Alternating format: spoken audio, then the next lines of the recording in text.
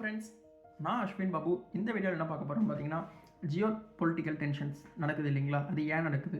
ஒரு நாடு இன்னொரு நாடு மேலே தாக்குதல் பண்ணுறாங்க, வார் நடக்குது. இந்த வார்லாம் ஏன் நடக்குது? இப்போ நார்மலாக வந்து பார்த்திங்கன்னா இதெல்லாம் நம்ம எங்கே தெரிஞ்சுப்போம்? யூடியூப் சேனலில் பார்ப்போம், ரீல்ஸில் பார்த்துருப்போம், நியூஸ் மீடியாவில் பார்த்துருப்போம்.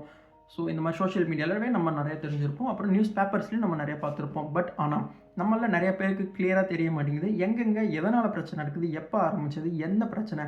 ஃபார் எக்ஸாம்பிள் இப்போ பார்த்தீங்கன்னா இந்தியாவுக்கும் சைனாக்கும் பிரச்சனை, இந்தியாவுக்கும் பாகிஸ்தானுக்கும் பிரச்சனை. பாகிஸ்தான்காரங்கனாலே நமக்கு பிடிக்காது, பாகிஸ்தான்னாலே பிரச்சனை தான்ப்பா அப்படின்னு சொல்கிறோம் இல்லைங்களா? பட் ஆனால் எதனால் பிரச்சனை, எப்போ பிரச்சனை வந்தது அப்படின்னு நிறைய பேருக்கு தெரியுமா? இப்போ இருக்க நிறைய பேருக்கு தெரிய வாய்ப்பு ரொம்ப கம்மி. ஸோ அவங்களுக்காக ஜஸ்ட் ஒரு சின்ன ஒரு அவுட்லைன், எங்கெங்கே என்ன பிரச்சனை போயிட்டுருக்கு, ரஷ்யாவுக்கும் உக்ரைனுக்கும் போயிட்டுருக்கு, அங்கே என்ன நடக்குது, அங்கே அதில் என்ன பண்ணுறாங்க அப்படின்னு சொல்லிட்டு நான் உங்களுக்கு இந்த வீடியோவில் எக்ஸ்பிளைன் பண்ணுறேன். வாங்க வீடியோக்குள்ளே போகலாம். ஃபஸ்ட்டு திங் பார்த்திங்கன்னா, இந்தியாவுக்கும் சைனாக்கும் முக்கியமான டாப் பிளேயர்ஸ் வந்து இந்த வார்னு எடுத்துக்கிட்டாலே, இந்த மாதிரி டிஸ்பியூட்னு எடுத்துக்கிட்டாலே இந்த ரெண்டு பிளேயர்ஸ் இருக்காங்க. ஓகேங்களா? India, China. இவங்க ரெண்டு பேருக்கும் வந்து பார்த்திங்கன்னா என்ன பிரச்சனை? இவங்க ரெண்டு பேருக்குள்ள லேண்டு தாங்க. நம்ம ஊரில் வாய்க்கா வரப்பில் இந்த வரப்பு எனக்கு, இந்த வரப்பு உனக்கு, மேல் வரப்பு உனக்கு, கீழ் வரப்பு எனக்கு அப்படின்னு சொல்லி பிரச்சனை வரும்ல. இது கொஞ்சம் பெரிய வரப்பு, அதனால தான் இங்கே. ஓகேங்களா? இந்தியாவுக்கும் சைனாக்கும் வந்து பார்த்திங்கன்னா எப்போ இந்த பிரச்சனை ஆரம்பிக்குதுன்னா 1962 ஆரம்பிக்குது. ஸோ இது வந்து என்னென்னு பார்த்தீங்கன்னா இந்த மாதிரி பார்டர் டிஸ்பியூட் தான். ஸோ 1962 இருந்து இப்போ வரைக்குமே கால்வான் வாலியில் பிரச்சனை நடந்துகிட்டு தான் இருக்குது. ஏதாவது ஒன்று சிலுமிஷம் பண்ணிகிட்டே இருப்பாங்க. ஒன்று நம்ம சைட்லையோ இல்லை அவங்க சைட்லையோ ஏதோ ஒரு சைடில் இருந்து உள்ளே வர்றது போகிறது, குண்டு போடுறது, ஏதாவது ஒரு ப்ராப்ளம் க்ரியேட் பண்ணுறது இப்போ வரைக்குமே போயிட்டுருக்குன்னு பார்த்துக்கோங்க. இது வரைக்கும் இந்தியா சைட்லேருந்து 20 இராணுவ வீரர்கள் இறந்துருக்காங்க, 20 சோல்ஜர்ஸ் இறந்துருக்காங்க. சைனீஸ் சைட்லேருந்து பார்த்திங்கன்னா ஒரு 40+ சோல்ஜர்ஸ் வந்து இறந்துருக்காங்கன்றது தெரிஞ்சுக்கோங்க. ஸோ இழப்புகள் ஆகிட்டே தான் இருக்குது. ப்ராப்ளம்ஸ் பல வருஷமாக நடந்துகிட்ருக்கு. இன்னமும் அதுக்கு எந்த ஒரு சொல்யூஷனும் கிடைக்கவே இல்லை. ஸோ இதே மாதிரி பார்த்திங்கன்னா இந்தியா பாகிஸ்தான் ரொம்பவே ஃபேமஸான ரெண்டு கண்ட்ரி. பிரச்சனை எதுனாலும் சரி, பாகிஸ்தான்னாலே பிடிக்காது, பாகிஸ்தான்காரங்கனாலே ஏதோ ஒரு விரோதி மாதிரி நம்மளும் பார்ப்போம், அவங்களும் அப்படி தான் பார்த்துக்கிட்டு இருக்காங்க இப்போ வரைக்குமே. ஓகேங்களா? இது வந்து பார்த்திங்கன்னா நம்மளுடைய அங்கே மட்டும்தான் பிரச்சனையா, பாகிஸ்தானில் இது மட்டும்தான் பிரச்சனையா, இந்த பார்டர் மட்டும்தான் பிரச்சனையா பார்த்திங்கன்னா அது மட்டும் கிடையாது. ஈவன் கேம்ஸ், ஸ்போர்ட்ஸ், கிரிக்கெட்ஸ் எது எடுத்துக்கிட்டாலுமே சரி, அங்கேயுமே பாகிஸ்தான்னாலே ஒரு ப்ராப்ளம் வந்துக்கிட்டே தான் இருக்குது இப்போ வரைக்கும், தெரிஞ்சுக்கோங்க. பட் ஆனால் நம்ம ரெண்டு பேருக்குள்ளே பாகிஸ்தான் ரொம்ப பக்கத்து கண்ட்ரி, எங்கேயோ இருக்க கண்ட்ரிலாம் கிடையாது, ரொம்ப பக்கமாக இருந்துச்சுன்னா எவ்வளோ ஒரு ஃபேவரான இது.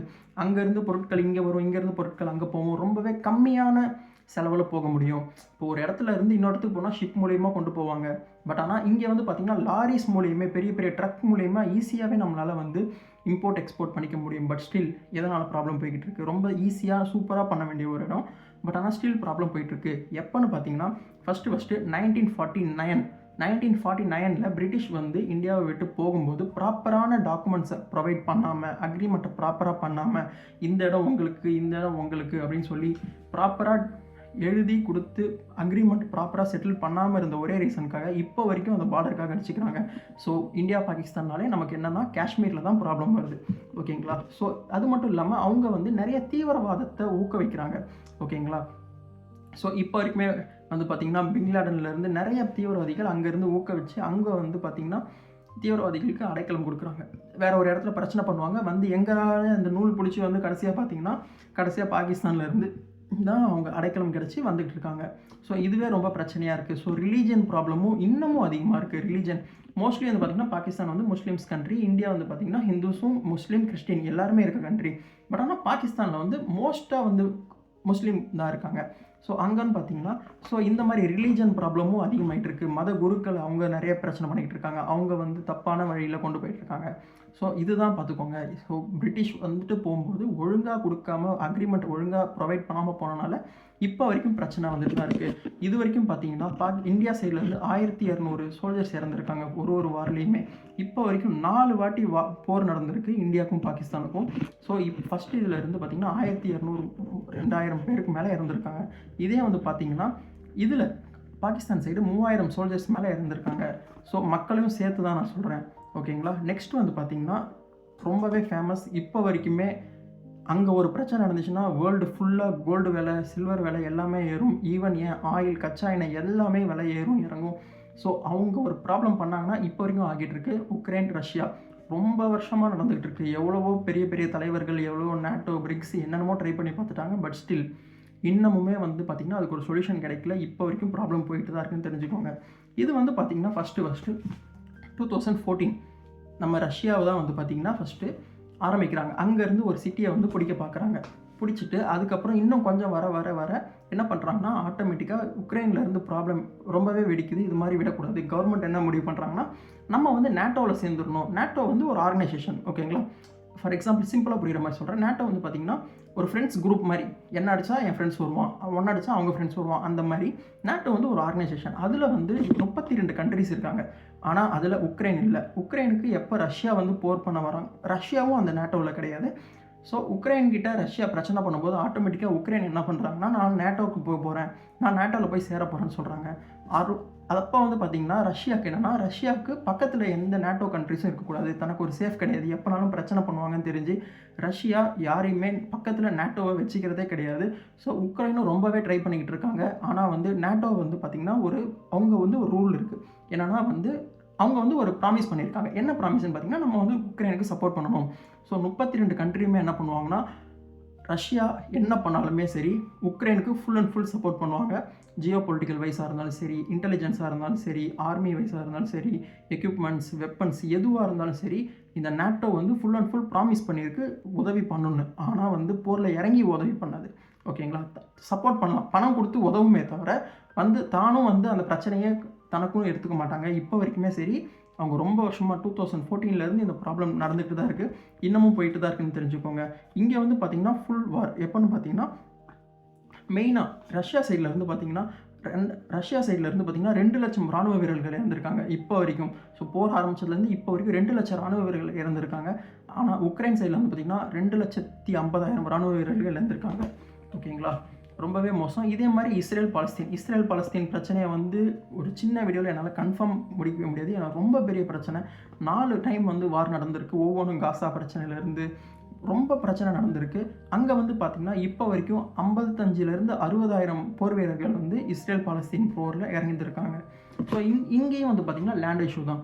ஸோ இந்த லேண்டு வந்து ஒரே லேண்டு தான். இங்கே வந்து ஒருத்தவங்க தான் வந்து ஒரு மதத்தை வந்து ஃபாலோ பண்ணணும் அப்படின்னு சொல்லிட்டு அங்கேயும் பிரச்சனை போயிட்டுருக்கு. ஸோ நெக்ஸ்ட்டு வந்து பார்த்திங்கன்னா சைனா தாய்வான் பிரச்சனை. சைனா தாய்வானில் இப்போ வரைக்கும் வார் நடக்கலை. பட் ஸ்டில் இன்னுமே வந்து ரொம்ப ஒரு கோல்டு வார் மாதிரி போய்கிட்டே தான் இருக்குது. இவங்க வந்து ஒன்று சொல்கிறது, அவங்க ஒன்று சொல்கிறது, இந்த மாதிரி பிரச்சனை இன்னமும் சைனா தாய்வானில் நடந்துட்டு தான் இருக்குன்னு தெரிஞ்சுக்கோங்க.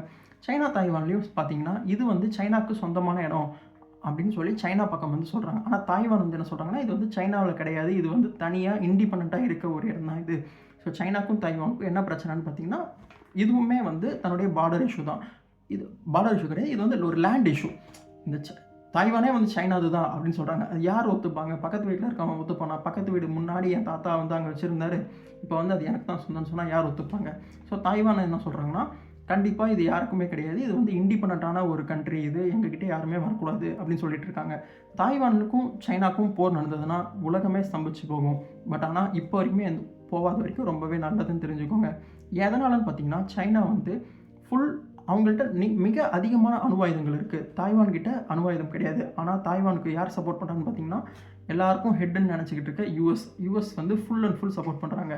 யூஎஸ் சப்போர்ட் பண்ணாங்கன்னா UK, ஆஸ்திரேலியா இவங்க எல்லாருமே வந்து தாய்வானுக்கு ஃபுல் அண்ட் ஃபுல் சப்போர்ட்டில் நிற்கிறாங்கன்னு பார்த்துக்கோங்க. அதுவும் இல்லாமல் தாய்வானில் தான் வந்து பார்த்திங்கன்னா sea route, world trade sea route வந்து தாய்வானில் தான் ரொம்ப அதிகமாக இருக்குது. எண்ணெய்கள் நிறையா அந்த வழியாக தான் வந்து போகணும். ஸோ அது வந்து பிளாக் ஆகும். அவங்களுக்கு ஒரு ப்ராப்ளம் நடந்துச்சுன்னா சீ ரூட் கம்ப்ளீட்டாக பிளாக் ஆகும். எந்த ஒரு கண்ட்ரிக்கும் வந்து ப்ராப்பரான ஒரு டிரான்ஸ்போர்ட் நடக்கவே நடக்காது. அதுவும் இல்லாமல் அவங்க வந்து பார்த்திங்கன்னா மைக்ரோசிப், இந்த இது வந்து பார்த்திங்கன்னா மைக்ரோ செமிகண்டக்டர், இது வந்து அவங்க வந்து தயாரிக்கிறாங்க. யாருன்னு பார்த்திங்கன்னா தாய்வான். உலகத்திலே மிக அதிகமான மைக்ரோசிப் அண்ட் செமிகண்டக்டர்ஸ் தயாரிக்கிறது இவங்க தான் வந்து பார்த்திங்கன்னா நிறைய இராணுவத்துக்கும் யூஸ் பண்ணுற மைக்ரோசிப்ஸ் தராங்க. அதுவும் இல்லாமல் லேப்டாப், ஃபோனு, கார்ஸு, இந்த மாதிரி எலக்ட்ரிக்கல் ஐட்டம்ஸ் எங்கெங்கெல்லாம் இருக்குது, ஈவன் நம்ம ரிமோட்டில் யூஸ் பண்ணுற மைக்ரோசிப் வரைக்குமே அதில் ஆரம்பித்து பெரிய பெரிய டேங்கரில் யூஸ் பண்ணுற ஒரு எக்யூப்மெண்ட்ஸில் யூஸ் பண்ணுற மைக்ரோசிப் செமிகண்டக்டர் வரைக்கும் இவங்க தான் தயாரிக்கிறாங்க. இவங்கள்ட்ட அது நின்றுச்சுன்னா வேர்ல்டு வைடு எதுவுமே முக்கால்வாசி வேலை செய்யாது அப்படின்னு தெரிஞ்சுக்கோங்க. ஸோ இதில் பார்த்திங்கன்னா இந்த வீடியோலேருந்து நான் என்ன சொல்ல வரேன்னா, ஒரு ஜென்ரல் நாலேஜ் தான் இது. ஃபஸ்ட்டு வந்து போரை வந்து எல்லாருமே வந்து அவாய்ட் பண்ணணும். நம்ம கண்ட்ரியே பார்த்திங்கன்னா இந்தியாவுக்கும் சைனாக்கும் ஏகப்பட்ட போர் நடந்திருக்கு. நிறைய பேர் இறந்துக்கிட்டே தான் இருக்காங்க. ஸோ இப்போ வரைக்கும் நம்மளுடைய சோல்ஜர்ஸை நம்ம மதிச்சு தான் ஆகணும். நம்ம எல்லாருமே நிம்மதியாக இருக்கோம், எந்த ஒரு பிரச்சனையும். இப்போ உங்கள் வீட்டில் யாராவது வந்து நைட்டு ஏதோ வந்து உடச்சிட்டு ஏதோ குண்டு போடுறாங்க, சுடுவாங்கன்னு நமக்கு யோசிப்போமா? முடியாது. பட் ஆனால் இப்போ யோசிச்சு பாருங்கள், இப்போ வரைக்கும் உக்ரைனில் எல்லாருமே பயந்துட்டு தான் இருப்பாங்க. ரஷ்யா பண்ணுறது தப்பு சரி அப்படின்னு நான் பேச வரல. நான் என்ன சொல்கிறேன்னா, நமக்கு இப்போ கிடைச்சிருக்க லைஃப் ரொம்பவே வந்து பெட்டரான லைஃப். அதுக்கு நம்ம காடுக்கு தேங்க் பண்ணிவிட்டு நிம்மதியாக தூங்குவோம். சோல்ஜர்ஸ்க்கு எப்போவுமே சப்போர்ட் பண்ணுவோம். அவங்களுக்கு ஒரு இஷ்யூனா நம்ம கண்டிப்பாக வாய்ஸ் கொடுக்கணும். ஸோ இதை இந்த வீடியோவில் தெரிஞ்சுக்கோங்க. ஏதாவது புதுசாக தெரிஞ்சிங்கன்னா இந்த வீடியோவில் கமெண்ட் பண்ணுங்கள்.